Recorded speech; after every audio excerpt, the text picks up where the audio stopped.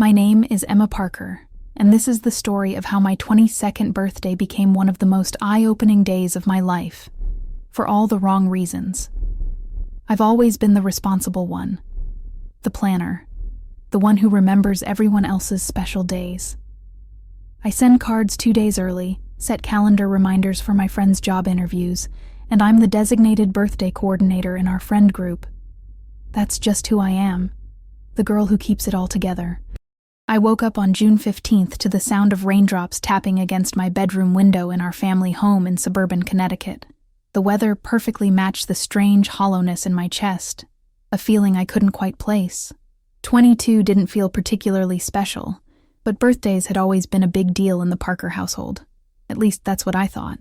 Rolling over to check my phone, I expected to see the usual flood of notifications, text messages from Mom and Dad, who were on their annual trip to visit my aunt in Phoenix, something silly from my younger brother Alex, and probably a string of social media alerts from friends. Instead, my screen showed only a weather alert about potential flooding and an email from my university about summer registration deadlines. That's weird, I mumbled, running a hand through my tangled brown hair as I sat up in bed. Mom always texted at midnight, without fail, every birthday since I got my first phone at 13. It was tradition. Maybe they were busy. Maybe the time difference in Arizona confused them. Maybe their flight got delayed.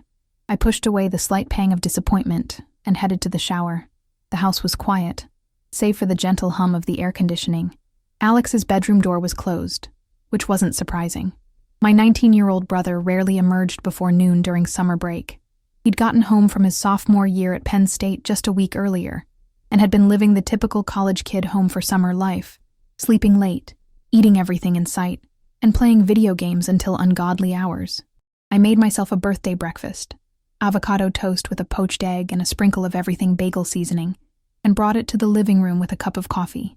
As I ate, I scrolled through Instagram, liking photos and responding to messages, but still nothing about my birthday. Not even from my best friend Melissa, who was traveling through Europe for the summer. Maybe everyone's planning something, I thought hopefully, though the rational part of me knew that was unlikely.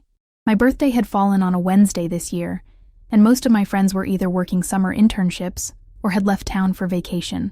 By 11, I decided to stop waiting around. I had the day off from my part-time job at the local bookstore, so I might as well make the most of it. I grabbed my keys and headed to the mall, figuring I'd treat myself to something nice. After all, if no one else was going to celebrate my birthday, I could at least buy myself a gift. The Westfield Mall was relatively quiet for a weekday morning. I wandered through Macy's, fingering soft sweaters and admiring handbags I couldn't afford on my meager bookstore salary. My phone buzzed in my pocket, and my heart leapt. Finally, a birthday wish. But it was just a text from my manager asking if I could cover someone's shift tomorrow. I replied with a quick, "Sure," and pocketed my phone, trying to ignore the growing knot in my stomach. By 3 in the afternoon, I'd bought myself a new sundress, on sale, and a paperback I'd been wanting to read. I stopped by the Cheesecake Factory and ordered a slice of chocolate mousse cheesecake, watching as the server awkwardly placed it in front of me without the usual birthday fanfare. "Just me today," I explained with a tight smile when she asked if I was waiting for someone to join me. As I ate my solitary cheesecake, I finally broke down and texted my mom. "Hey, busy day? Just checking in." Her response came almost immediately. "Hi, honey. Just landed in Phoenix. The flight was delayed because of weather. How's everything at home?" No mention of my birthday. No, "happy birthday," or "sorry we haven't called yet." Nothing. I stared at my phone in disbelief. Had my own mother forgotten my birthday? That seemed impossible. Carol Parker was the woman who remembered the birthdays of distant cousins and neighbors we hadn't seen in years. "Everything's fine," I typed back, my fingers trembling slightly. "Just a quiet day. Do you and Dad have any plans with Aunt Linda?" "We're heading to Sedona tomorrow for a little sightseeing. Your father's excited about the Red Rocks. Did Alex tell you about his summer internship news?" My breath caught in my throat. They had genuinely forgotten, and apparently, my brother had news. I paid for my cheesecake and walked slowly to my car, fighting back tears that threatened to spill onto my cheeks. This wasn't like me. I didn't cry over silly things like birthdays. I was 22, for crying out loud, not a child. but the hollow feeling in my chest had grown into something more painful, a mixture of hurt, anger, and confusion that I couldn't quite process. When I got home, Alex's door was still closed. I knocked gently, then more firmly, when there was no answer. "What?" came his groggy voice. "Can I talk to you for a second?" I asked, trying to keep my voice steady. After some shuffling, the door opened to reveal my brother, hair sticking up at odd angles, wearing a wrinkled Penn State t-shirt and basketball shorts. "Were you still sleeping?" I asked, glancing at his disheveled appearance. "Nah, just playing Call of Duty with the guys. What's up?" He yawned, not quite meeting my eyes. "Mom mentioned something about internship news?" "Oh yeah." His face brightened. "I got that position at the engineering firm in Philly, the one I told you about at dinner last month." "That's great, Alex. Congratulations." I hesitated, then added, "Do you know what today is?" He frowned, thinking. "Wednesday? It's June 15th. His blank expression told me everything I needed to know. "It's my birthday, Alex." His eyes widened. "Oh shit, Em. I totally forgot. I'm so sorry." He ran a hand through his messy hair. "Happy birthday." I feel like such an ass. "It's fine," I said automatically, though it wasn't. "Mom and Dad forgot too, apparently." "No way," he said, looking genuinely surprised. "Mom never forgets birthdays." "Well, she forgot mine." I couldn't keep the bitterness from my voice. Alex pulled out his phone. "I'm gonna text her right now." "Don't," I said quickly. "I don't want her to feel bad or make a big deal about it. Just forget I mentioned it." He gave me a concerned look. "You sure? I could run out and get a cake or something." "I'm sure. It's not important." I forced a smile. "I'm gonna go read for a while." I retreated to my room and curled up on my bed with my new book. But the words swam before my eyes. How does an entire family forget a birthday? I couldn't wrap my head around it. I'd always been there for them, helping Alex with his college applications, supporting Dad through his career change 3 years ago, taking care of Mom when she had that minor surgery last fall. My phone buzzed with a text from Melissa. "OMG, Emma, I just realized it's your birthday. I'm the worst friend ever. The time difference here has me all messed up. Happy birthday. I'll call you tomorrow when I have better Wi-Fi. Love you tons." At least someone remembered, even if it was late. I sent back a heart emoji and tossed my phone aside. That evening, I made myself a simple dinner of pasta with jarred marinara sauce. Not exactly a birthday feast, but I didn't have the energy for anything more elaborate. Alex emerged from his room long enough to grab a bowl and mumble another apology before disappearing again, this time with the excuse of a paper he needed to finish for his summer class. As I washed the dishes, my phone rang. It was my dad. "Hey, kiddo," he said when I answered. "Your mother told me to call and check on you two." "We're fine, Dad," I said, keeping my voice light. "How's Arizona?" "Hot as hell, but the hotel has a nice pool. Your aunt's taking us to some fancy restaurant tonight." He paused. "Everything okay? You sound a little off." This was my chance. I could tell him it was my birthday, make him feel guilty, maybe even cry a little, but what would that accomplish? So instead I said, "Just tired. Work was busy yesterday." It wasn't exactly a lie. "Well, get some rest. We'll call again in a couple of days." Another pause. "Love you, Em." "Love you too, Dad." After we hung up, I sat on the couch staring at the blank TV screen, wondering why I hadn't said anything. Pride, maybe. Or perhaps I wanted to see how long it would take them to realize on their own. The next morning, I woke up to a text from my mom. "Good morning. Just realized we missed your birthday yesterday. I feel terrible. Your father and I are so sorry, Emma. We'll make it up to you when we get home next week. Love you so much." Too little, too late. But at least she remembered, eventually. "It's okay," I texted back. No big deal. But it was a big deal. And we both knew it. The rest of the week passed in a blur of work shifts and quiet evenings at home. Alex made an effort to be nicer to me, even offering to do the dishes one night, a miracle in itself. By Sunday, I'd mostly gotten over the birthday debacle. These things happen, I told myself. People forget. Life goes on. Then came the phone call that changed everything. It was around 6 in the evening, and I was preparing a salad for dinner when my phone rang. It was my mother again. "Emma, sweetie, I have exciting news," she said, her voice bubbling with enthusiasm. "We've arranged something special for Alex's birthday next month." I nearly dropped the phone. "What?"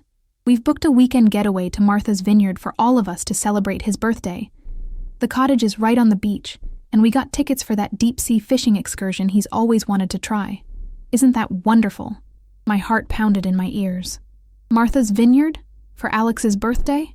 Yes. July 12th is a Friday this year, so we thought a weekend trip would be perfect. Your father's already put in for the time off, and I checked with Denise at the bookstore, and she said you should be able to get those days too. I stood frozen in my kitchen, the half-prepared salad forgotten on the counter. My parents, who had completely forgotten my birthday 3 days ago, had planned an elaborate weekend getaway for my brother's birthday that was still a month away. Emma, are you there? Yeah, I'm here, I said, my voice sounding distant even to my own ears. That sounds nice. We felt so terrible about missing your birthday, honey. We want to make it up to you. You'll enjoy the vineyard too. There's that bookstore you loved last time we visited. My mother continued chatting about the details of the trip, completely oblivious to the hurricane of emotions swirling inside me. The unfairness of it all hit me like a physical blow. Not only had they forgotten my birthday entirely, but they'd also planned this elaborate celebration for Alex, and had the audacity to frame it as something I would enjoy too, as if bringing me along was their way of making amends. We've got to run now. Meeting your aunt for dinner, Mom said finally. But think about what you might want to do on the island, okay? Love you. Love you too, I replied automatically, but she had already hung up. I stood in the kitchen for a long moment, my appetite completely gone. Then I heard the front door open, Alex returning from his friend's house. Hey, he called out. What's for dinner? I turned to face him, struggling to keep my expression neutral. Salad, but I just got off the phone with Mom. He froze in the doorway, his backpack slung over one shoulder. Oh, congratulations on your birthday weekend in Martha's Vineyard, I said, unable to keep the edge from my voice. Deep-sea fishing sounds fun. Alex's face fell. They told you about that? I was going to mention it, but he trailed off, looking genuinely uncomfortable. But what? You knew about this? He shifted his weight from one foot to the other. Mom called me yesterday about it. I told her it seemed like a bit much, especially after, after they completely forgot my birthday. I finished for him. Yeah. He dropped his backpack on the floor and approached the kitchen counter. I'm sorry, Em. It's not fair. The genuine regret in his voice deflated some of my anger, at least toward him. It wasn't Alex's fault that our parents were showing such blatant favoritism. He hadn't asked for the special treatment. It's not your fault, I said, returning to my salad preparation with mechanical movements. You should enjoy your birthday trip. Maybe you could plan something else that weekend, he suggested cautiously. Like, tell them you can't go because you already have plans? I looked up at him, surprised by the suggestion. What would be the point of that? He shrugged. I don't know. To make a statement? To do something you actually want to do instead of watching me catch fish? For the first time that day, I felt a small smile tug at my lips. That's actually not a terrible idea. I have them occasionally, he said with a half smile. Look, I know it won't fix what happened with your birthday, but maybe you could use that weekend to do something awesome for yourself instead. The seed of an idea began to form in my mind, something that would help me process the hurt and disappointment of the past few days, while also asserting my independence in a way my family might finally notice. Maybe I will, I said thoughtfully, handing Alex a bowl of salad. Maybe I will. The following week passed in a strange haze of normalcy on the surface, with a current of determination running beneath. I went to work, cleaned the house, and made small talk with Alex, all while formulating my plan. I wasn't going to sulk about my forgotten birthday anymore. Instead, I was going to use this situation as the push I needed to make some long overdue changes in my life. On Friday evening, I was curled up on the couch with my laptop when Alex plopped down beside me. What you doing? He asked, peering at my screen. Research, I replied, angling the laptop so he could see. He frowned at the web page I was browsing. New York apartment listings? Are you planning a trip or something? I took a deep breath. No, I'm planning a move. His eyebrows shot up. A move? To New York? Since when? Since I decided I needed a change, I said, surprised by the steadiness in my voice. I've been thinking about it for a while, actually. My friend Jenna from college has been looking for a roommate in Brooklyn. The timing just feels right. This wasn't entirely true.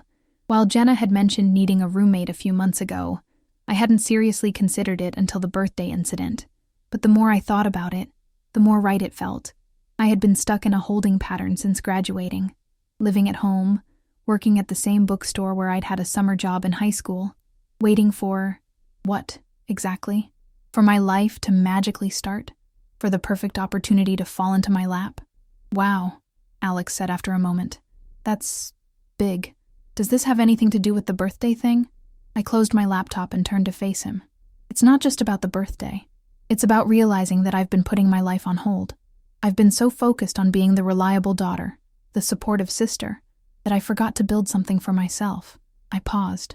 But yes, being forgotten on my birthday while you get a Martha's Vineyard getaway definitely helped clarify some things. He winced. When you put it like that, it's not your fault, I assured him. But it made me realize that I need to prioritize myself more. New York has always been my dream, you know that. And there are so many more opportunities there for someone with an English degree than there are here. Have you told Mom and Dad yet? I shook my head. I'm going to call them tomorrow. I wanted to have some concrete plans first. Alex was quiet for a moment. For what it's worth, I think it's a good idea. You deserve to do something for yourself. His support meant more to me than I expected. Thanks, Alex. Just promise you'll let me crash on your couch when I come visit the city, he said with a grin. Deal, I laughed, feeling lighter than I had in weeks. The next morning, I woke up early and rehearsed what I would say to my parents. By the time I dialed their number, my hands were surprisingly steady. Emma, my mother answered cheerfully. We were just talking about you. Dad found this cute little art gallery on the vineyard that you might enjoy during our trip. Actually, Mom, that's kind of what I wanted to talk to you about, I said, launching into my prepared speech. I've decided not to join you for the Martha's Vineyard trip. There was a moment of silence on the other end of the line. What do you mean? Is this because of your birthday? Honey, we said we were sorry about that. This trip is partly to make it up to you. It's not just about my birthday, I explained, trying to keep my voice calm. I've made other plans for that weekend, and for the rest of the summer, actually. I'm moving to New York. You're what? My mother's voice rose an octave. Emma, that's not something you just decide overnight. What about your job? Where would you live? The city is so expensive. I explained about Jenna's apartment, the savings I'd accumulated, and my plans to find work in publishing, my actual field of study. This isn't an impulsive decision, Mom. I've been thinking about it for a while. My father got on the phone then, his tone more measured. Emma, we understand you might be upset about your birthday, but making a major life decision based on that seems extreme. It's not extreme, Dad. It's overdue, I said firmly. I've been playing it safe, staying comfortable, but I'm not growing here. I need to take this step. The conversation continued for nearly an hour, with my parents cycling through concern, disbelief, and reluctant acceptance. By the end, we'd reached an uneasy truce. They would support my decision, though they still thought I was being hasty. We just want what's best for you, my mother said finally. Her voice softened. And we really are sorry about your birthday. I know, Mom, I replied.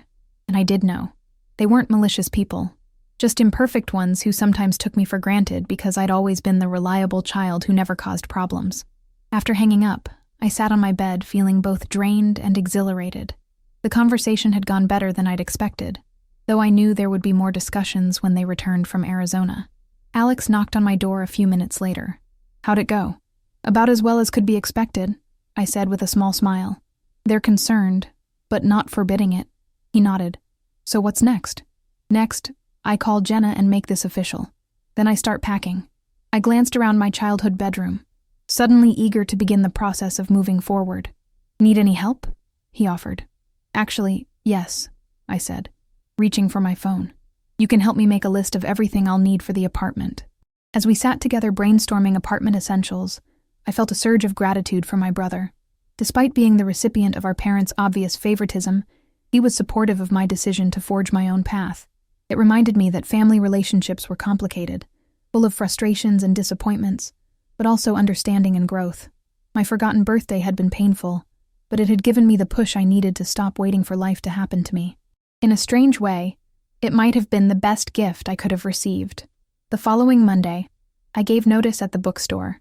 Denise, my manager, was disappointed but understanding. New York publishing houses would be lucky to have you, she said warmly, promising to write a glowing recommendation letter. I spent my evenings after work sorting through my belongings, deciding what to take to New York and what to leave behind. It was a therapeutic process, shedding the unnecessary baggage both literally and figuratively. When my parents returned from Arizona the following week, they brought me a belated birthday gift. A beautiful leather-bound journal with my initials embossed on the cover. "For writing about your New York adventures," my mother said, her eyes misty. "We really are proud of you, Emma." It was a small gesture, but a meaningful one. While it didn't erase the hurt of my forgotten birthday, or the years of feeling less prioritized than my brother, it was an acknowledgement of my new path. As July approached, my plans solidified. Jenna was thrilled to have me as a roommate, and I'd scheduled several interviews with publishing houses and literary agencies for the week after my move. The Martha's Vineyard weekend was still happening for the rest of my family, but instead of feeling left out, I now saw it as the perfect time to settle into my new apartment without distractions. The night before my parents and Alex left for their trip, we had a family dinner at home. The atmosphere was bittersweet. This would be our last meal together before I moved to New York the following week. "Maybe next year we can all go somewhere special for your birthday," my father suggested as we ate dessert. "Your choice of destination." I smiled, appreciating the gesture, but also recognizing that I was no longer the person who desperately needed their validation. "That would be nice, Dad. But let's see where we all are next year before making plans." My mother reached across the table to squeeze my hand. "You're going to do amazing things in New York, Emma. I'm sorry it took us forgetting your birthday to see how much you've grown up." "Everything happens for a reason," I said, meaning it. Sometimes we need a wake-up call to make a change. After dinner, Alex helped me carry another load of boxes to my car, items I would drive to New York the following week. "You know what's ironic?" he said as we Tetrised the boxes into my trunk. "If they hadn't forgotten your birthday and planned my trip, you might have stayed in your comfort zone a lot longer." I paused, considering his words. "You're right. Sometimes it takes feeling invisible to realize you need to make yourself seen. For what it's worth," he added, "I've always seen you, Em. You're going to crush it in New York." His words brought unexpected tears to my eyes. "Thanks, Alex. That means a lot." The morning my family left for Martha's Vineyard, I hugged each of them goodbye on our front porch. "Call us when you get there," my mother fussed, straightening my shirt collar out of habit. "I will," I promised. "Have fun fishing," I added to Alex with a genuine smile. As their car pulled away, I felt a curious sense of peace.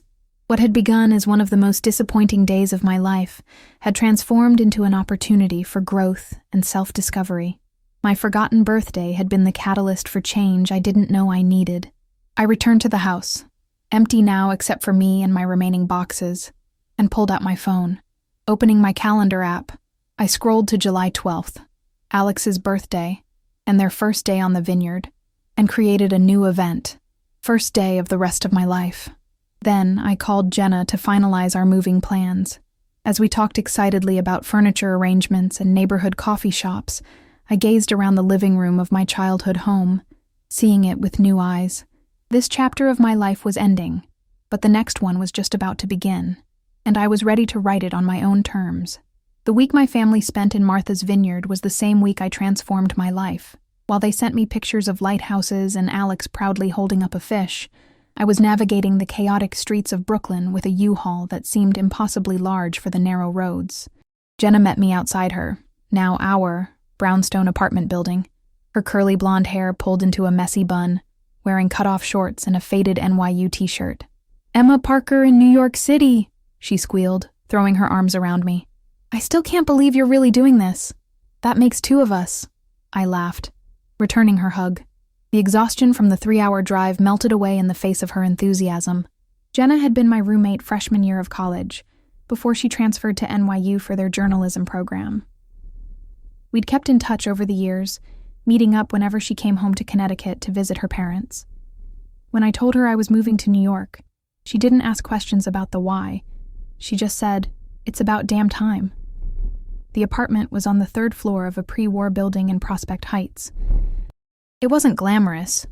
The floors creaked, the bathroom door stuck if you closed it all the way, and the kitchen was barely big enough for one person to turn around in.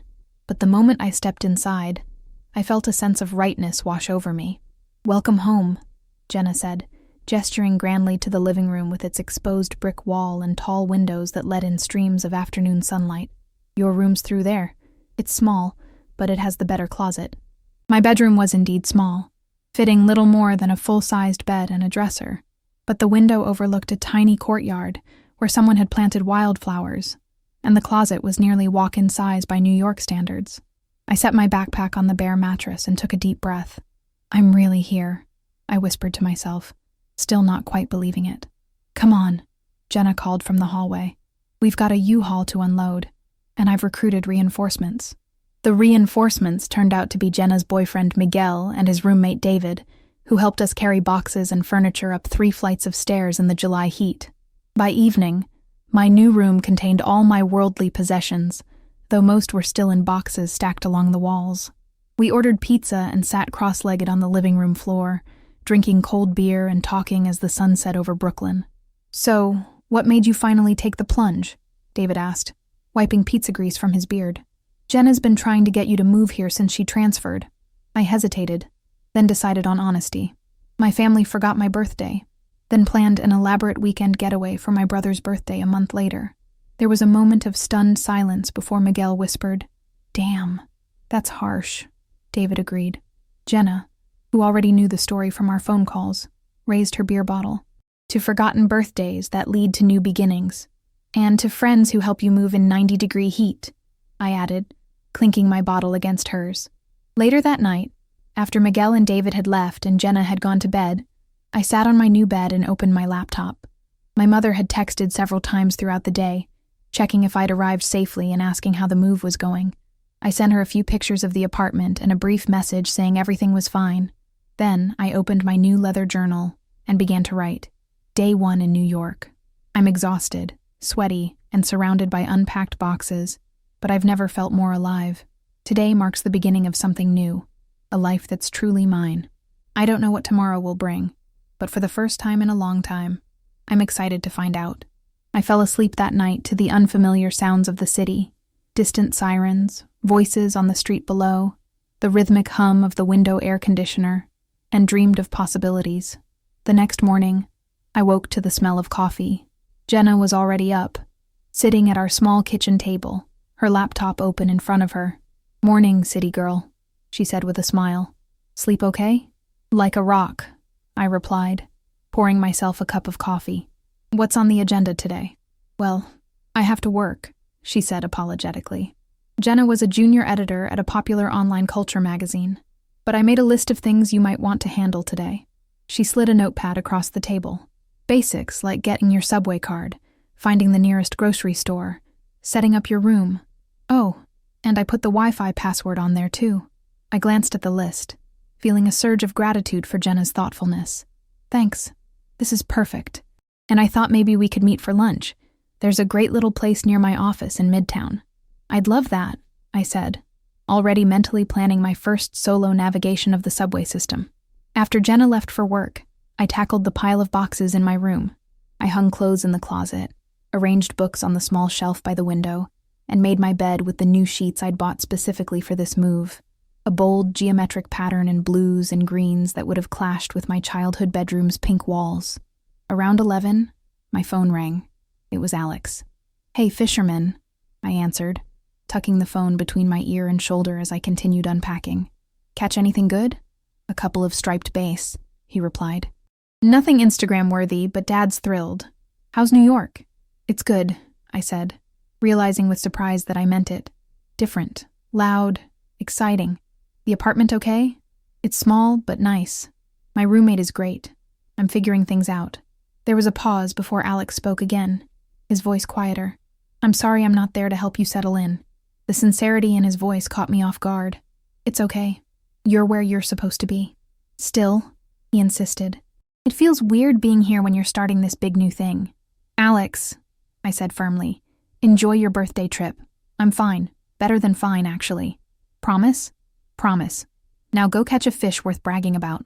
After we hung up, I continued unpacking, pausing occasionally to glance out the window at my new neighborhood. The street below was alive with activity. People walking dogs, pushing strollers, carrying grocery bags. A group of kids played an improvised game of basketball using a milk crate attached to a lamppost. The energy was so different from the quiet suburb I'd left behind. At noon, I locked up the apartment and headed to the subway station, following the directions Jenna had written out for me. The platform was crowded with a diverse mix of New Yorkers, business people in suits, teenagers in trendy outfits, tourists consulting maps on their phones. The train arrived with a rush of air and screeching brakes, and I stepped aboard, gripping the overhead bar as the car lurched forward. I watched the stations blur past, trying to memorize the names and transfers for future reference. Midtown Manhattan was a shock to my system. The towering buildings, the press of people on the sidewalks, the constant noise of traffic and conversation. I felt simultaneously overwhelmed and exhilarated as I navigated to the restaurant where Jenna was waiting. "You made it!" she exclaimed when I found her at a small table near the window. "How was your first subway adventure?" "Only got lost once," I said proudly, sliding into the seat across from her. "This city is incredible." Jenna smiled knowingly. "It grows on you. Even the crazy parts." Over lunch, gourmet sandwiches that cost more than I thought reasonable but tasted amazing, Jenna gave me insider tips about living in the city. Which grocery stores were overpriced, which coffee shops had free Wi-Fi, which subway lines to avoid during rush hour. "Oh, and I almost forgot," she said, reaching into her bag. "I have a belated birthday gift for you." She handed me a small wrapped package. Inside was a delicate silver bracelet with a tiny New York skyline charm. "Jenna, it's beautiful," I said, immediately fastening it around my wrist. "I figured your first New York birthday should be memorable, even if it's a little late," she said with a warm smile. I blinked back unexpected tears. "Thank you for everything." She reached across the table to squeeze my hand. "That's what friends are for. Now, are you ready for your interviews next week? Need me to help you prep?" I had scheduled 3 interviews at publishing houses for the following week, positions that ranged from editorial assistant to marketing coordinator.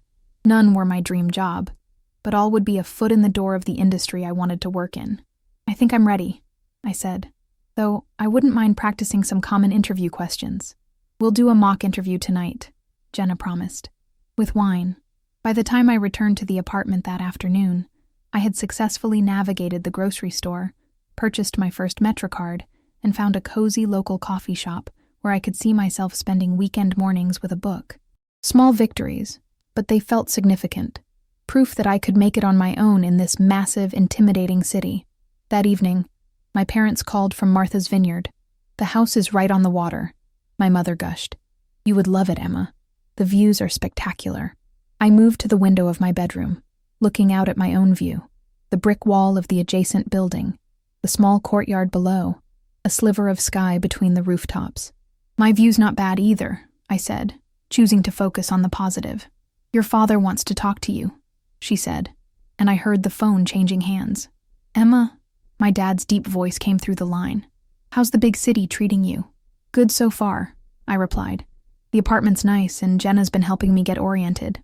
"You know, your mother and I were talking," he said, his tone shifting to what I recognized as his serious discussion voice. "We'd like to help you out financially for the first few months, until you get settled with a job." I was momentarily stunned. My parents had always been supportive, but they'd also emphasized financial independence after college. This offer was unexpected. "That's really generous, Dad," I said carefully, "but I've saved enough to cover rent for a couple of months, and I have interviews lined up already." "We know you can handle it, Emma," he said quickly. "You've always been responsible. But New York is expensive, and we want to make sure you're not struggling." The unspoken message beneath his words was clear. They felt guilty about my birthday and the Martha's Vineyard trip. This was their way of making amends. Part of me wanted to refuse on principle, to prove I could do this completely on my own. But the practical part of me recognized that a financial cushion would reduce a lot of stress as I navigated this transition. "Thank you," I said finally. "I appreciate that. Let's talk about the details when you get back." After hanging up, I sat on my bed, processing the conversation. There was a time when their offer would have felt like just another example of them seeing me as the responsible but dependent daughter. Now I could accept their help while still maintaining my independence. It wasn't an either-or situation. The next few days fell into a pattern as I settled into city life. Mornings were for exploring my neighborhood, finding the best bagel shop, discovering a tiny bookstore tucked between a laundromat and a bodega, learning which streets to avoid after dark. Afternoons were dedicated to job preparation, researching the publishing houses where I had interviews, updating my portfolio, and practicing answers to potential questions. Evenings were spent with Jenna, and sometimes Miguel and their circle of friends, who welcomed me warmly into their group. We went to a rooftop bar in Williamsburg, a poetry reading in the East Village, a free concert in Prospect Park. Each experience was new and exciting, so different from my quiet life in Connecticut. The weekend before my interviews, my family returned from Martha's Vineyard. Alex called as soon as they got home. "The house is weirdly quiet without you," he said. "Mom keeps looking at your empty room when she walks past." "Tell her I'm fine," I assured him. "Better than fine, actually. New York is amazing." "I'm glad," he said, and I could hear the smile in his voice. "Oh, and I brought you something from the vineyard. You didn't have to do that." "I wanted to," he insisted. "It's a painting from this local artist we found, the gallery Mom mentioned. It reminded me of you." I felt a lump form in my throat. "Thanks, Alex. That's really thoughtful. I'll bring it when I come visit next weekend," he said casually. "If that's okay? You're coming to visit? Already?" "Well, yeah. I want to see this fancy New York life of yours before I head back to school. Plus, Miguel said there's a Mets game on Saturday." I laughed, not surprised that he and Miguel had already bonded over sports. "Of course it's okay, but fair warning, you'll be sleeping on an air mattress in the living room. I've slept in worse places," he said cheerfully. "See you Friday night?" After we hung up, I realized I was looking forward to showing Alex my new life, to sharing this experience with someone who had known me before, who could appreciate how far I'd come in such a short time. Monday morning dawned bright and clear, the perfect day for my first interview. I dressed carefully in a navy blue dress with a structured blazer, professional but not stuffy, and the silver bracelet Jenna had given me for luck. The publishing house was in a sleek building in Midtown, all glass and chrome and intimidating security guards. I gave my name at the front desk, my heart pounding as I was directed to the 23rd floor. The interview itself was a blur of questions about my experience, my education, my familiarity with various publishing software. The woman interviewing me, Catherine, was brisk but friendly, nodding approvingly at several of my answers. "So, Emma," she said as the interview wound down, "why New York? Your resume says you've been working at a bookstore in Connecticut since graduation." I hesitated, unsure how much personal information to share. "I've always wanted to live here," I said finally. The bookstore job was comfortable, but I realized I was ready for a bigger challenge. New York is the heart of publishing, and I want to be where the action is. Catherine smiled. "That's refreshing to hear. Many candidates come in with elaborate explanations about their 5-year plans and strategic career moves. Sometimes it's as simple as being ready for a change." "Exactly," I said, relieved that she understood. "Sometimes you need to shake things up to grow." As I left the building, stepping back into the bright July sunshine, I felt a sense of accomplishment, regardless of the outcome. I had taken a risk, moved to a new city, and was actively pursuing my dreams. That alone was a victory. The second interview the next day was less successful. The company culture seemed rigid and formal, the interviewer distant and unengaged. I left knowing it wasn't the right fit, but still grateful for the experience. The third interview, at a smaller independent publisher specializing in literary fiction, felt promising from the moment I walked through the door. The office was in a converted warehouse in Brooklyn, with exposed beams and bookshelves lining every wall. The team was young and energetic, and the position, editorial assistant to the senior fiction editor, aligned perfectly with my interests. "We're looking for someone who's passionate about discovering new voices," explained Marcus, the senior editor. "Someone who reads voraciously and has strong opinions about literature. Based on your sample assessments, I think you might be that person." I left the interview feeling cautiously optimistic, trying not to get my hopes up too high. When I returned to the apartment, Jenna was waiting with a bottle of wine. "How was it?" she demanded as soon as I walked through the door. "Good, I think." I kicked off my heels and collapsed onto the couch. "The team seemed great, and the position sounds perfect. When will you hear back?" "They said by the end of the week." I accepted the glass of wine she offered. "Now I just wait and try not to check my email every 5 minutes. Jenna raised her glass. "To your future in publishing." "To new beginnings," I countered, clinking my glass against hers. That night, I called my parents to update them on the interviews. My mother was effusive in her support, asking detailed questions about each position and offering unsolicited advice about follow-up emails. My father was more subdued, but equally encouraging. "We're proud of you, Emma," he said. "Taking this leap couldn't have been easy." "It was easier than I expected," I admitted. "Once I made the decision, everything else just fell into place. Sometimes that's how life works," he said thoughtfully. "The hardest part is making the choice to change." The rest of the week passed in a blur of nervous anticipation. I distracted myself by exploring more of the city, walking across the Brooklyn Bridge, visiting the New York Public Library, wandering through the Metropolitan Museum of Art. Each experience reinforced my decision to move, confirming that this was where I was meant to be. On Friday morning, my phone rang with an unknown Brooklyn number. My heart raced as I answered. "Emma Parker?" It was Marcus from the independent publisher. "I'm calling with good news. We'd like to offer you the editorial assistant position." Time seemed to slow as he outlined the details. The salary, modest but livable, benefits, start date. I listened in a daze, hardly believing this was happening. "I'd love to accept," I said when he finished, my voice steadier than I felt. "Excellent. We'll email the formal offer letter today. Can you start a week from Monday?"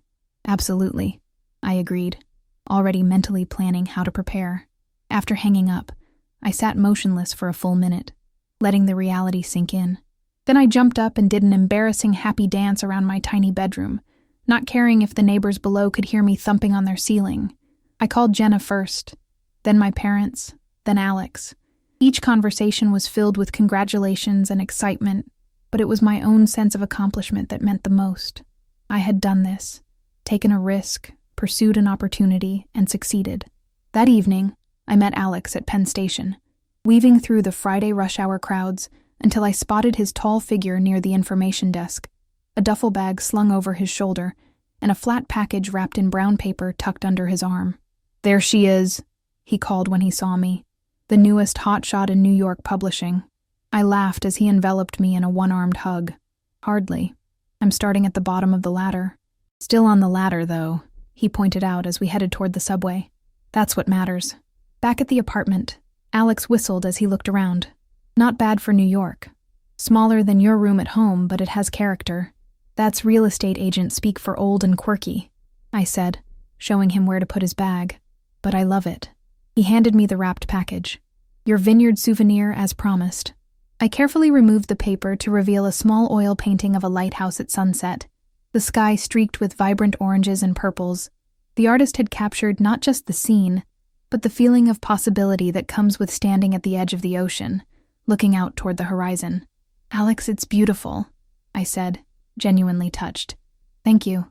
"The artist said it's called New Beginnings," he explained. Seemed appropriate.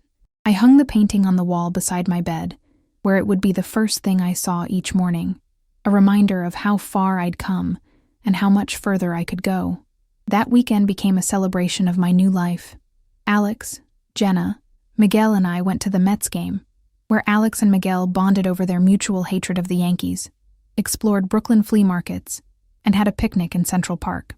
On Sunday morning, I took Alex to my favorite new coffee shop, where we sat at a tiny table by the window, watching the diverse parade of New York life pass by outside. "So," Alex said, stirring his coffee thoughtfully, "are you happy here?" I considered the question carefully. "I am. It's not perfect. The subway smells weird, everything's expensive, and I nearly got run over by a delivery bike yesterday. But I feel like I'm exactly where I'm supposed to be."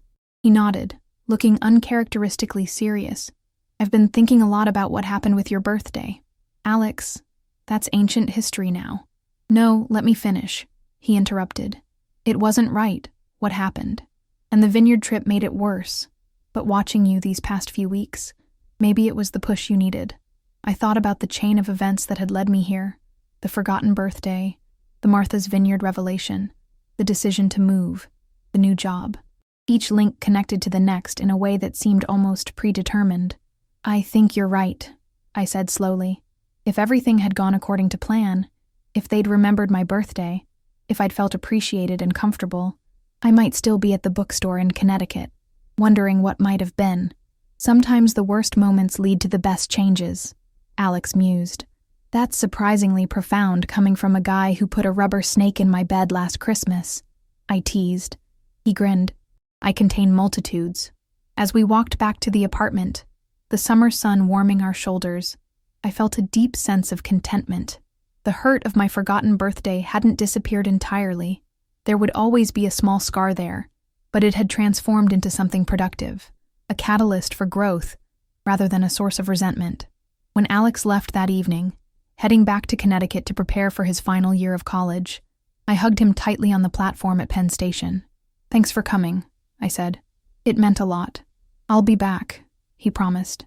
"Someone's got to help you explore all those fancy New York restaurants Mom keeps reading about in her magazines." I laughed. "Just give me a few paychecks first." The following week was a whirlwind of preparation for my new job.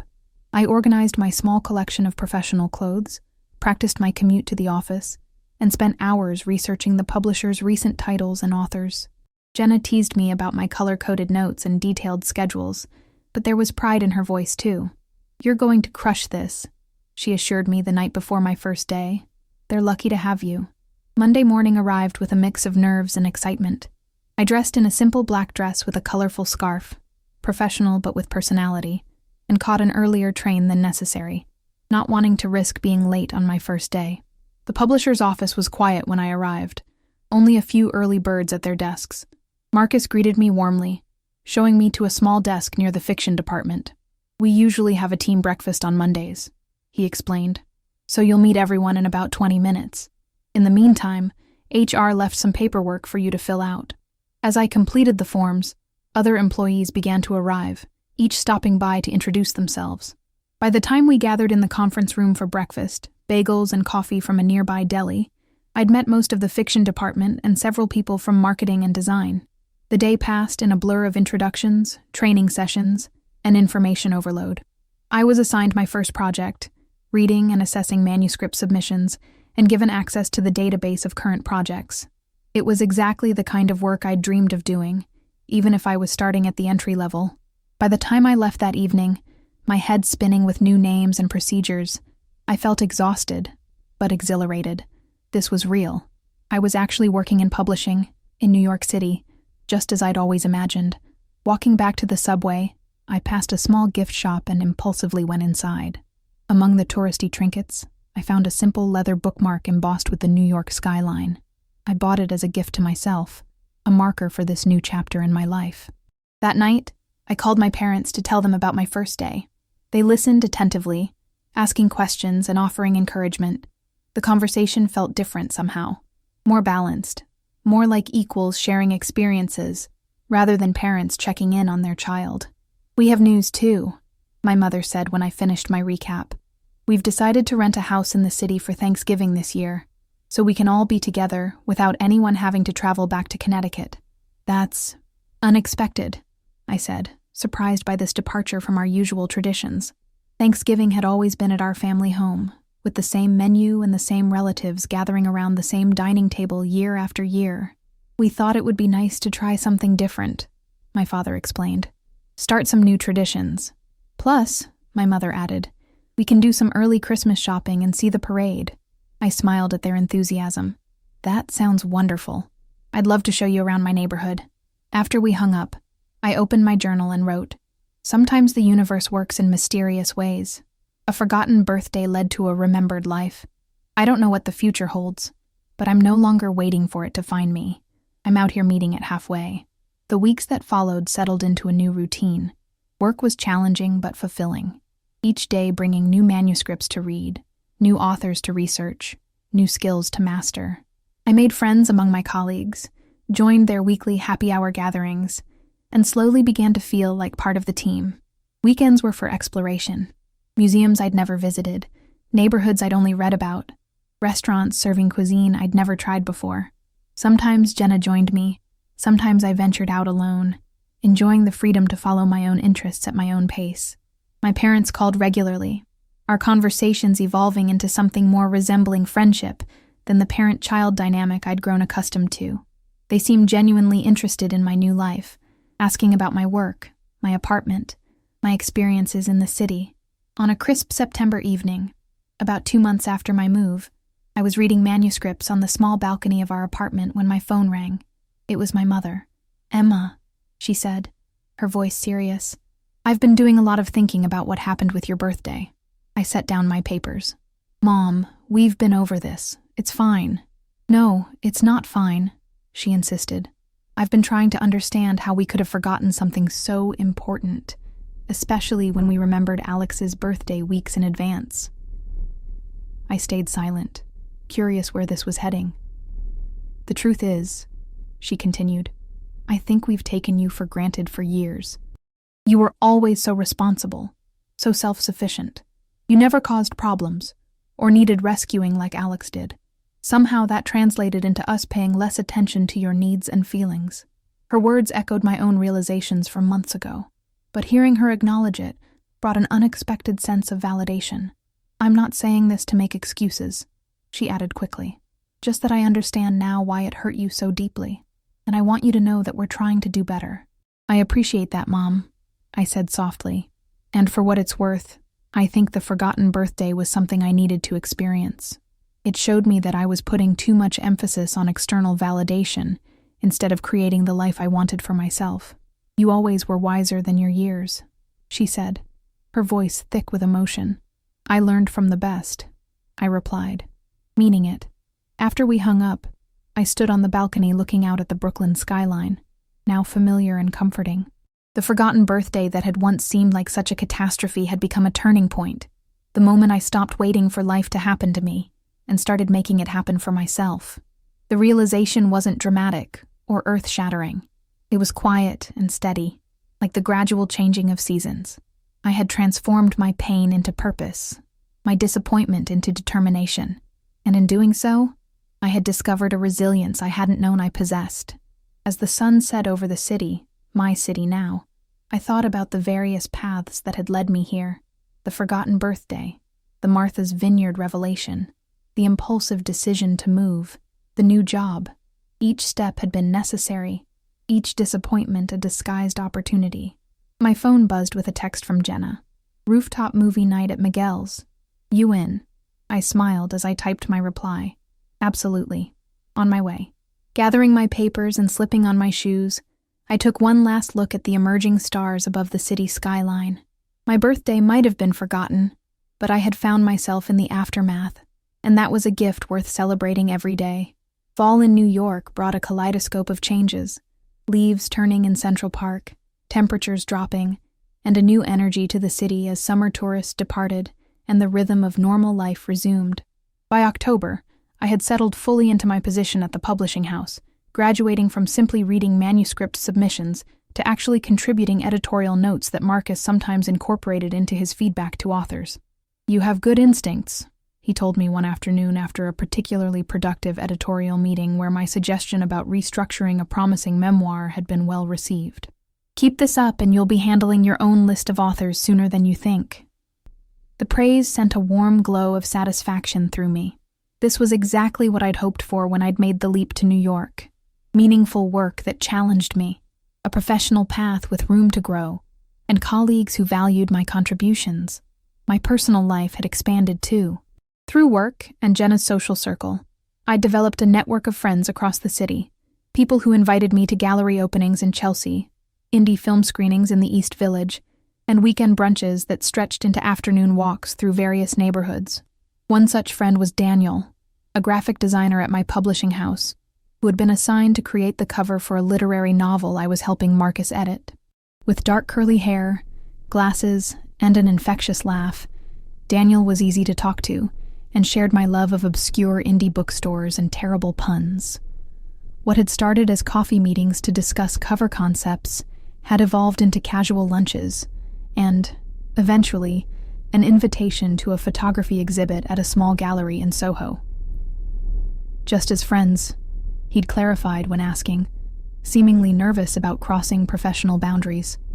"Of course," I'd agreed, though a small flutter in my stomach suggested I might be open to more. The exhibit, black and white street photography capturing the diverse faces of New York, had been fascinating, but even more engaging was our conversation afterward, huddled in a tiny cafe as rain pattered against the windows.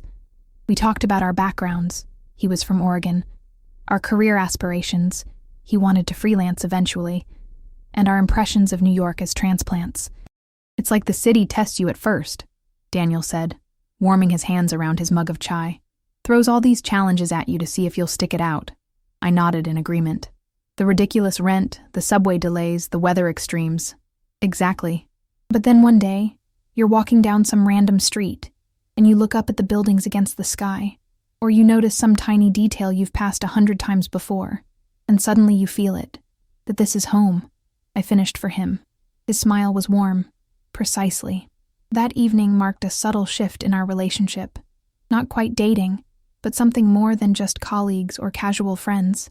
We began texting regularly, sharing articles and book recommendations, meeting for coffee without the pretense of work discussions. Meanwhile, my relationship with my family continued to evolve. My parents had visited in September, staying at a hotel in Midtown but spending most of their time at my apartment or exploring my neighborhood. The visit had been surprisingly pleasant. They seemed genuinely interested in my life in New York, asking questions about my work, and listening attentively to my stories about city living. Alex called weekly, updating me on his final year of college and his internship applications. He was planning to visit again during his fall break, this time bringing a few college friends who wanted to experience New York nightlife. The first anniversary of my move was approaching, and with it, the date of my next birthday. I couldn't help but reflect on how much had changed in a single year, how the pain of that forgotten birthday had faded into something more like gratitude for the push it had given me. One evening in mid-October, I was working late at the office, finalizing a manuscript assessment that was due the next morning. Most of my colleagues had already left, but the lights in the design department were still on, suggesting Daniel might be working late too. When I finally finished my report around 8, I packed up my things and walked past the design area, where I found Daniel hunched over his computer, forehead creased in concentration. "Working late?" I asked, pausing in the doorway. He looked up, his expression immediately brightening. "Emma, yeah, trying to finish this cover mock-up before tomorrow's marketing meeting." He rubbed his eyes beneath his glasses. "But I think my brain stopped functioning about an hour ago." "Sounds like you need a break," I suggested. "Have you eaten dinner?" "Unless coffee counts as a food group, no." I laughed. "There's that new ramen place a couple blocks away. Want to grab a bowl? Might help restart your brain." He hesitated for only a second before saving his work and standing up. "You know what? Yes. Absolutely yes." The ramen restaurant was warm and inviting, steam fogging the windows against the October chill outside.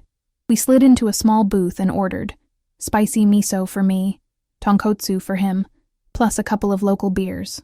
"So," Daniel said after our first sips of beer, "I've been meaning to ask you something." My heart did a small flip. "Oh? Yeah. There's this book launch party next Friday for that novelist Marcus signed last spring. Staff aren't usually invited, but the marketing director asked me to attend since I designed the cover." He paused, fidgeting with his napkin. "I was wondering if you'd like to come with me, as my +1. The request seemed innocent enough, but something in his tone suggested this wasn't just a casual invitation. "That sounds fun," I said, trying to keep my voice even.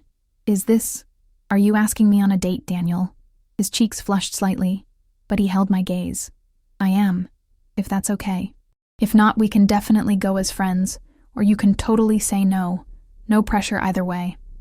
His nervousness was endearing, and I found myself smiling. "A date sounds nice." The relief on his face was comical. "Really? Great. That's great." Our ramen arrived, temporarily halting the conversation, but the atmosphere between us had shifted, charged with a new awareness that made even simple interactions, like passing the chili oil, feel significant. As we walked back toward the subway after dinner, Daniel tentatively took my hand. His fingers were warm against the cool October air, and I found myself instinctively intertwining my fingers with his. "This is nice," he said quietly. "It is," I agreed. We reached the subway entrance all too quickly. Since we lived in different neighborhoods, he in Astoria, me in Brooklyn, this was where we'd part ways. "So, I'll see you tomorrow at work?" he asked, still holding my hand. "Definitely." He hesitated for a moment, then leaned in and kissed me softly, a brief, gentle press of lips that ended almost before I realized it had begun. "Good night, Emma," he said with a smile that crinkled the corners of his eyes. "Good night, Daniel." The entire subway ride home, I couldn't stop smiling. This wasn't part of my New York plan. I'd been focused on my career, on establishing myself professionally before complicating things with dating. But there was something about Daniel that felt right, like another unexpected but perfect turn in my new life. When I got home, Jenna was curled up on the couch watching a cooking competition show. She took one look at my face and raised an eyebrow. "Okay, spill. What happened? Your cheeks are practically glowing." I flopped down beside her on the couch. "Daniel kissed me," she squealed, immediately pausing her show. "Cover designer Daniel? Finally! I've been watching you two make eyes at each other for months." "We have not been making eyes," I protested weakly. "Please." The sexual tension at Miguel's birthday party was so thick I could have cut it with a knife. She adjusted to face me fully. "So, details. How was it?" "Brief. Sweet." I couldn't help the smile that spread across my face. "We're going to a book launch together next week, as an actual date. Look at you, living your best New York life," Jenna said, nudging me with her foot. "Job in publishing, cute designer boyfriend, Brooklyn apartment." "He's not my boyfriend," I corrected her. "It's just one date." "Uh-huh. Sure." Her tone was skeptical. "Want to bet on how long before you're official?" I threw a throw pillow at her, but her words stuck with me as I got ready for bed. Was I ready for a relationship? The past year had been about finding myself, establishing my independence. But perhaps that was exactly why this felt different from previous relationships.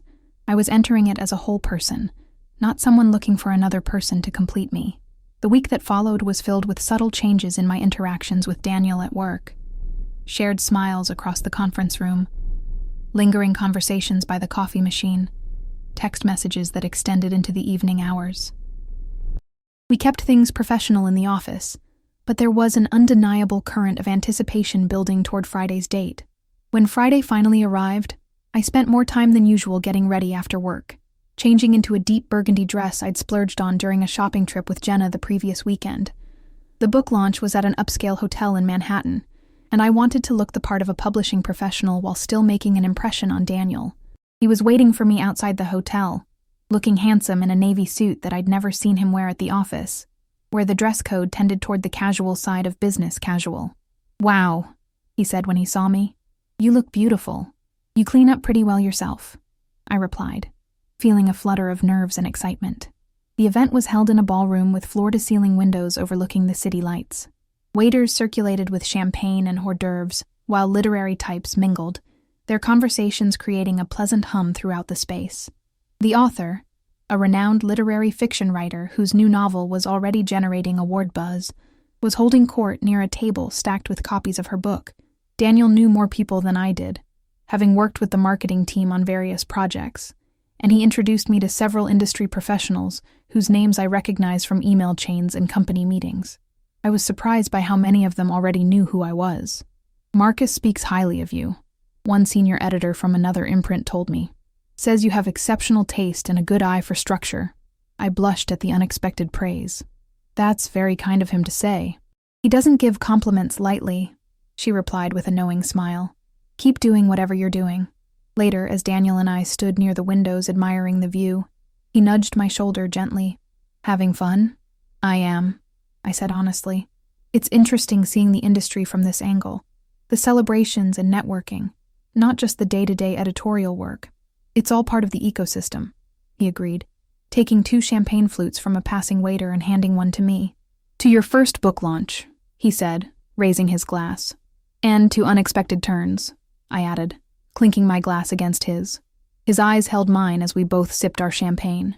"Speaking of unexpected turns, there's something I've been wanting to tell you."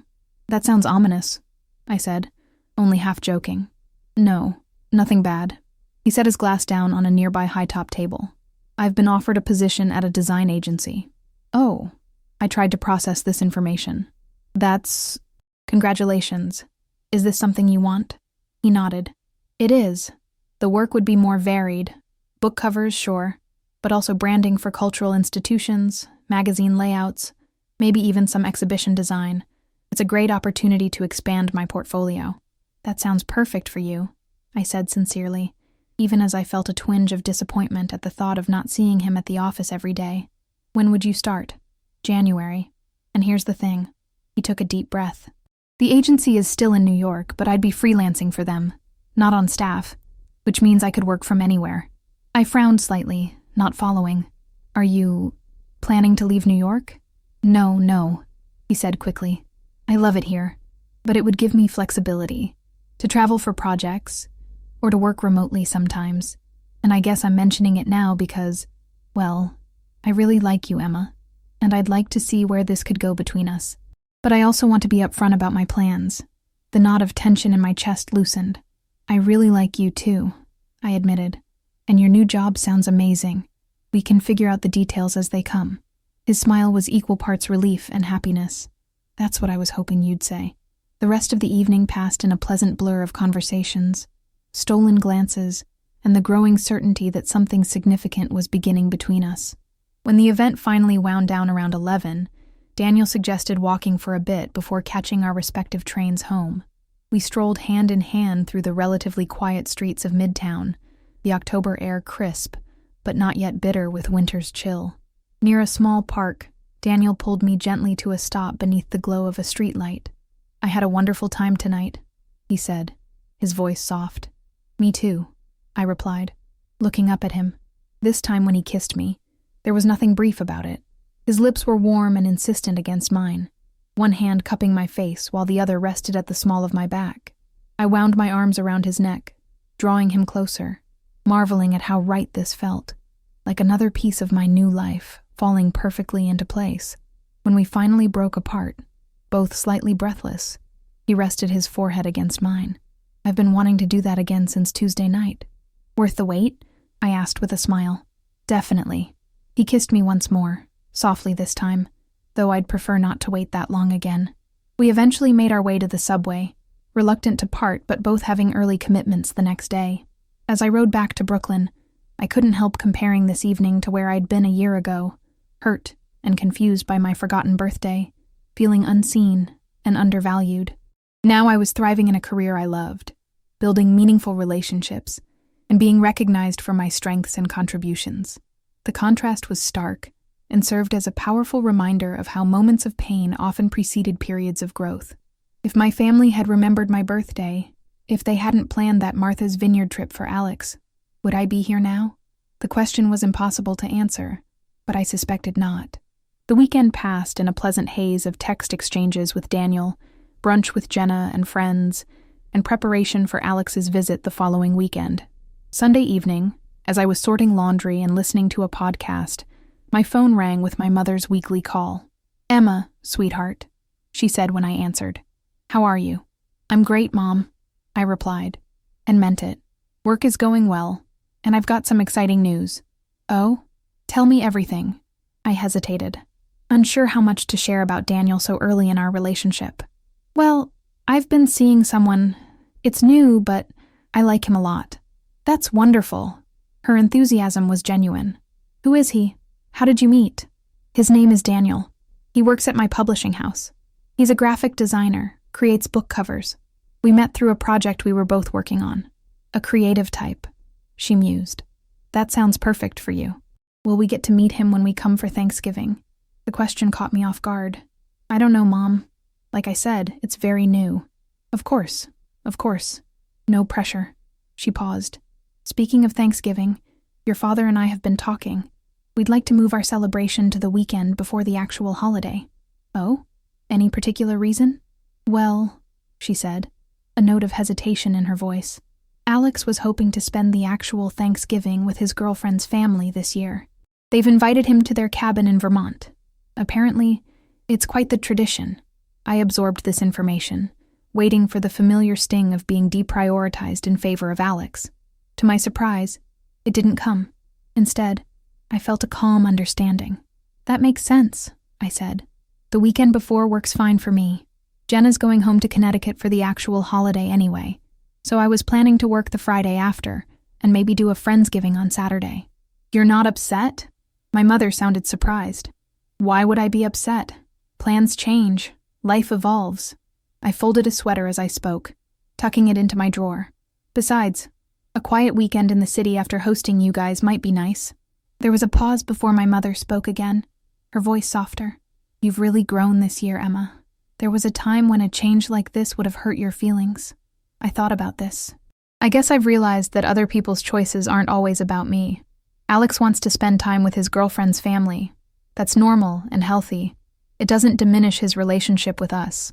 That's very mature, she said, and I could hear the smile in her voice. And very different from how I would have reacted at your age.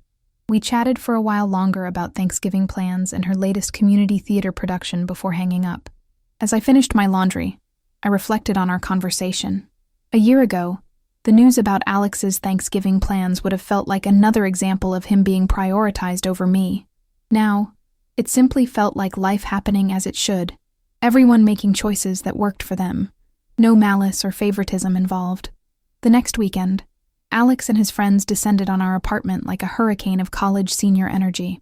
They arrived Friday evening with backpacks and sleeping bags, ready to experience New York nightlife and crash on our living room floor afterward.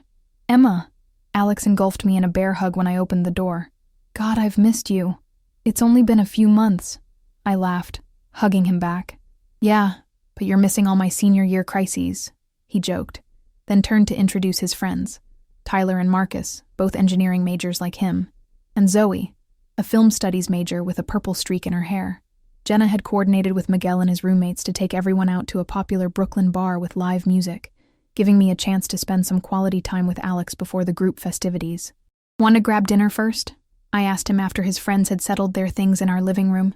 "Just the two of us?" "Definitely," he agreed. We walked to a nearby Thai restaurant that had become one of my favorite local spots. Over plates of pad thai and green curry, Alex filled me in on his final year of college.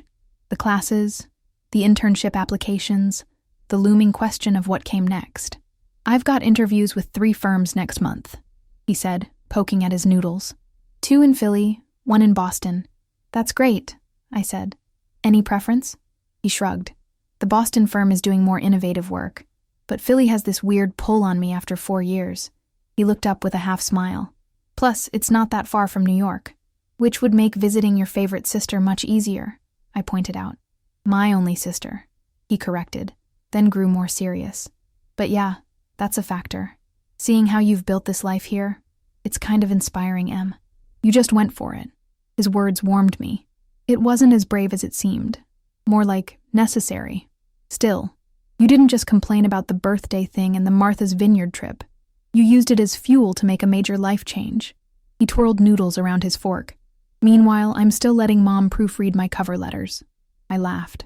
"We all have our own timelines, Alex, and our own relationships with Mom and Dad. I know. But I think watching you this past year has made me realize I need to start standing on my own 2 feet more." He set down his fork. "Which is partly why I want to spend Thanksgiving with Zoe's family." "Did Mom tell you?" "She did. And it's fine, really." "You sure? Because I was worried you'd see it as more of the same, me getting special treatment or something." I shook my head. "Honestly, Alex, I'm past that. My life isn't defined by how it compares to yours anymore. We're on different paths." He studied my face for a moment. "You really have changed. Is that a good thing or a bad thing?" I asked, curious about his perception. "Good. Definitely good." He grinned. "Though I do miss having someone around who remembers to buy toothpaste before we're completely out." The rest of the weekend was a whirlwind of typical New York tourism. Alex and his friends wanted to see everything from the Empire State Building to Times Square, despite my insistence that real New Yorkers avoided those spots like the plague. We compromised by visiting some tourist landmarks in the mornings and exploring more authentic neighborhoods in the afternoons and evenings. On Saturday night, after a full day of sightseeing, we met up with Daniel for dinner at a cozy Italian restaurant in the West Village. I'd been nervous about introducing him to Alex, but the two hit it off immediately, bonding over a shared love of obscure sci-fi novels and craft beer. "I like him," Alex said the next morning, as we waited in line at a popular bagel shop, his friends still asleep back at the apartment. "He looks at you the way Dad looks at Mom when she's not watching." The observation touched me deeply. "It's still new," I cautioned.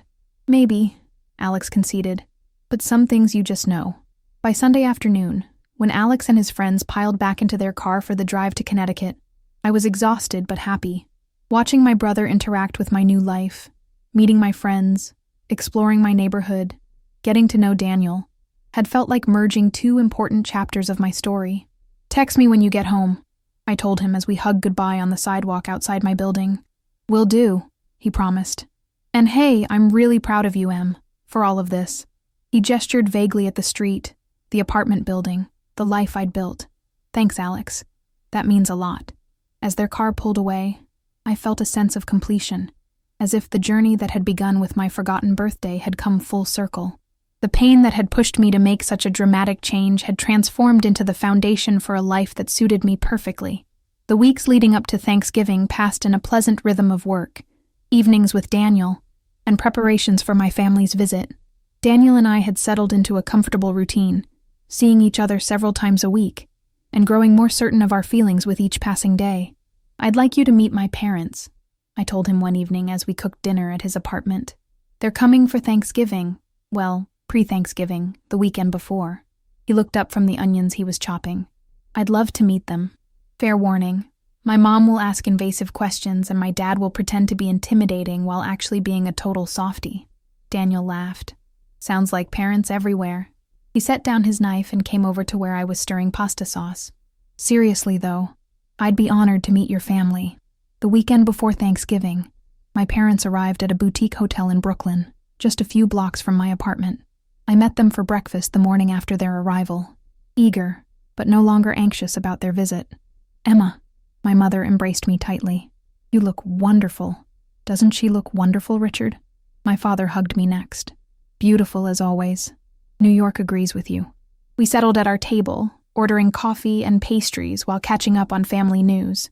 My mother's community theater group was rehearsing Our Town. My father's woodworking hobby had expanded to include turning bowls on a lathe, and my Aunt Linda was considering moving to Arizona permanently after falling in love with Sedona during their visit.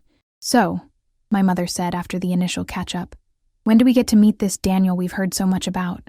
"He's joining us for dinner tonight," I replied. "He's looking forward to meeting you both. Tell us more about him," my father encouraged. "All we know is that he's a designer, and you met at work." I found myself smiling as I described Daniel, his creativity, his kindness, his terrible but endearing puns, his passion for typography and visual storytelling. "You really care for him," my mother observed, her expression soft. "I do," I admitted. "It's still developing, but it feels right. That's all that matters," my father said simply. We spent the day exploring my neighborhood, the bookstore where I'd become a regular, the farmer's market where I shopped on weekends, the cafe where I sometimes worked on manuscripts when the office felt too confining. Showing them these pieces of my daily life felt important somehow, a way of helping them understand the person I'd become over the past year. That evening, we met Daniel at a restaurant I'd chosen carefully, nice enough for a special occasion, but not so fancy that conversation would feel stifled. He was waiting when we arrived, standing nervously by the hostess stand in a blue button-down shirt that brought out his eyes. "Mom, Dad, this is Daniel," I introduced them. "Daniel, my parents, Carol and Richard Parker." The dinner that followed was one of the most pleasant family meals I could remember.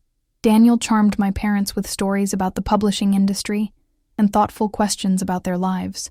My mother, true to form, asked about his family background and future aspirations, but her interest seemed genuine rather than interrogative.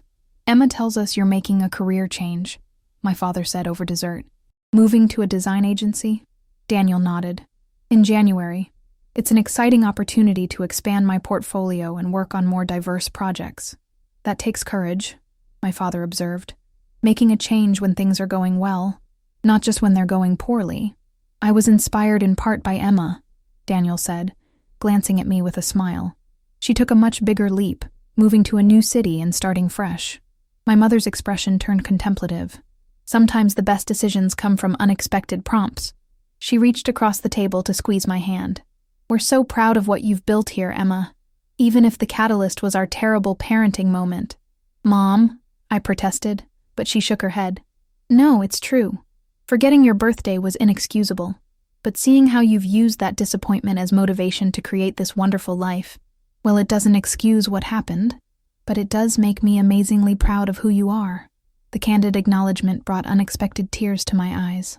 "Thank you," I said simply. Later, after my parents had returned to their hotel, and Daniel and I were walking back to my apartment, He slipped his arm around my waist. "Your parents are great," he said. "I can see where you get your strength and your creativity." "They're not perfect," I replied, "but they're trying. That's all any of us can do, right?" He pulled me closer. "That's a very wise perspective, Emma Parker." The next day, I took my parents to my favorite spot in the city, the New York Public Library. As we walked through the grand reading room, my mother linked her arm through mine. "You know, your father and I have been talking," she said quietly, "about next year's birthdays." I glanced at her, curious. "Oh?" We thought perhaps a family trip might be nice, somewhere none of us has been before. All 4 of us together. "That sounds wonderful," I said sincerely. "Though you know you don't have to make grand gestures to make up for last year, right?" She nodded. "We know, but we want to create new traditions that honor all of us equally." She paused near a window overlooking Bryant Park. "Watching you this past year, how you've grown, how you've created this life on your terms, it's made me reflect on my own patterns. How I've sometimes favored Alex because he seemed to need more, or because his needs were louder." "Mom, really, it's okay. Let me finish," she said gently. "I want you to know that I see you, Emma. I see your strength, your resilience, your generosity, and I'm learning to be better about acknowledging those qualities instead of taking them for granted." The words touched something deep inside me, the part that had always longed for this kind of recognition. "Thank you," I said, my voice thick with emotion. "That means a lot." She hugged me then, right there in the library, and I hugged her back, feeling another piece of my heart heal. The rest of their visit passed in a warm haze of pre-Thanksgiving celebrations, a homemade feast in my small apartment, gifts exchanged, stories shared. When they left on Sunday afternoon, the goodbye felt different from previous partings, less like I was being left behind, and more like we were all moving forward on our respective paths, connected but independent. The actual Thanksgiving holiday was quiet, just as I'd anticipated. I volunteered at a local community center serving meals in the morning, then joined Jenna's friends for an eclectic Friendsgiving that evening. Daniel came too, now comfortable with my social circle, his hand finding mine under the table as we shared what we were grateful for when our turn came. "I'm grateful for forgotten birthdays," I said, when the question reached me, earning confused looks from those who didn't know my story, because sometimes our greatest disappointments lead to our greatest opportunities for growth. Daniel squeezed my hand as I spoke, understanding the journey behind my words. Later that night, as we walked back to my apartment through the quiet streets of Brooklyn, snow beginning to fall in gentle flakes around us, Daniel pulled me to a stop beneath a streetlight, much as he had on our first real date. "I love you, Emma," he said simply, his breath visible in the cold air. "I know it's only been a few months, but I'm certain of it." The words filled me with a warmth that defied the November chill. "I love you too," I replied, the declaration feeling both momentous and completely natural. As we stood there in the falling snow, sharing a kiss that held the promise of many more to come, I couldn't help but marvel at the strange and wonderful way life unfolds, how moments of pain can lead to periods of profound growth, how endings often make space for new beginnings, and how being forgotten by others had ultimately helped me find myself. My birthday was now approaching again, coming full circle to where this journey had begun, but this time, I knew it would be different, not because of any external celebration or recognition, but because I had changed. I no longer measured my worth by others' acknowledgement, or defined my happiness through their actions. Instead, I had built a life that fulfilled me, meaningful work, deep friendships, a loving relationship, and a renewed family connection based on mutual respect rather than old patterns. These were the true gifts, ones that no forgotten birthday could diminish. As Daniel and I continued our walk home, hand in hand beneath the gently falling snow, I felt a profound sense of gratitude for the path that had led me here, every step of it, even the painful ones. My forgotten birthday had become the catalyst for my remembered life, and for that, I would always be thankful. When we reached my apartment building, I paused to look up at the windows of what had become my true home, lights glowing warmly against the night sky. A year ago, I could never have imagined standing here, my heart full, and my future bright with possibility. "What are you thinking about?" Daniel asked, brushing snowflakes from my hair. I smiled, taking his hand as we stepped inside. "I'm thinking that sometimes the best gifts are the ones we give ourselves. The courage to change, the strength to grow, the wisdom to recognize when disappointment is actually an opportunity in disguise. He nodded, understanding in his eyes. And sometimes, the hardest moments lead us exactly where we're meant to be. Exactly, I agreed, feeling the truth of it settle in my heart like the snow outside, softly, completely, transforming everything it touched into something new and beautiful. As we climbed the stairs to my apartment, I made a silent promise to myself to remember this lesson in the years ahead, to embrace both the joys and disappointments with equal grace, knowing that each experience, whether celebration or letdown, was simply another step on the journey of becoming myself. And in the end, that was the greatest gift of all.